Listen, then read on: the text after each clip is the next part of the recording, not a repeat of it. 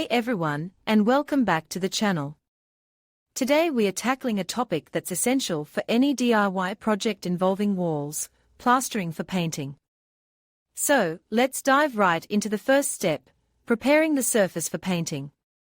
This is crucial because it ensures a smooth, even finish that will make your paint job look its best. First, you'll need to assess the condition of your walls. Are there any cracks, holes, or uneven areas? If so, you'll need to patch them up before you start plastering. For small cracks, you can use a patching compound. Apply it with a putty knife, smoothing it out as you go. For larger holes, you might need to use a mesh patch.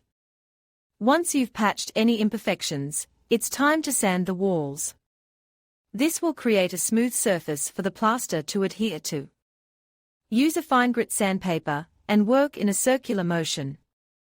Now, let's move on to the actual plastering process. You'll need to choose the right type of plaster for your project.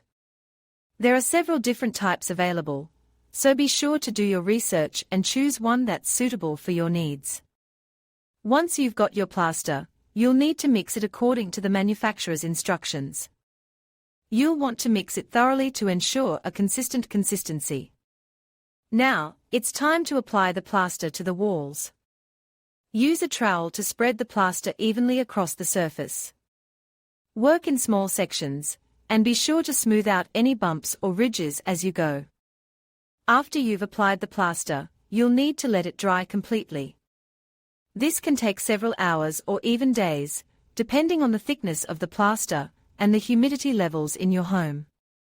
Once the plaster is dry, you can sand it again to create a perfectly smooth finish.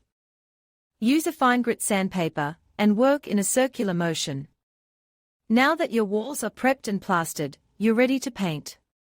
When it comes to painting plastered walls, there are a few things to keep in mind.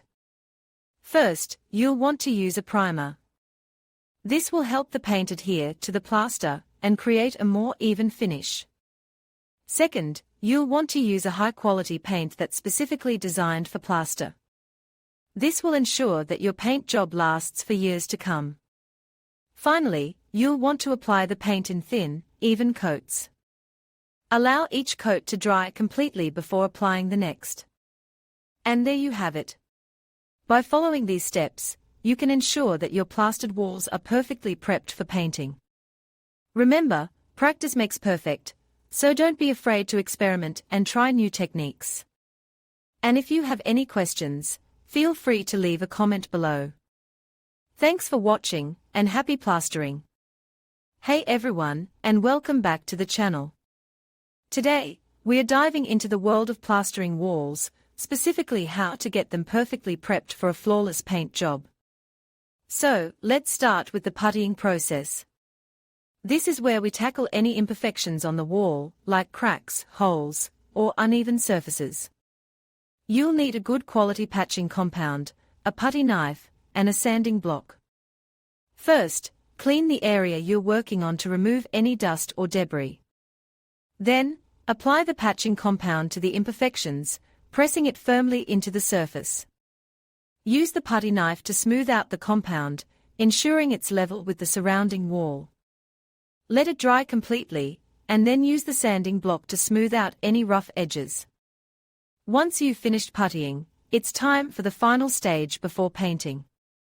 This involves cleaning the entire wall thoroughly to remove any dust or residue from the puttying process. You can use a damp cloth, or a vacuum cleaner with a brush attachment. Now, let's talk about paints for walls. There are a wide variety of paints available, each with its own unique properties. You'll need to consider factors like the type of surface you're painting, the desired finish, and the level of durability you need. For example, if you're painting a high-traffic area, you might want to choose a durable acrylic paint. If you're looking for a matte finish, you can opt for a flat paint. And if you want a washable surface, you can go for a satin or semi-gloss paint. Remember to always test the paint on a small, inconspicuous area of the wall before applying it to the entire surface. This will help you ensure that you're happy with the color and finish. And there you have it. A comprehensive guide to plastering walls for painting. By following these steps, you can achieve a smooth, even surface that's ready for a stunning paint job.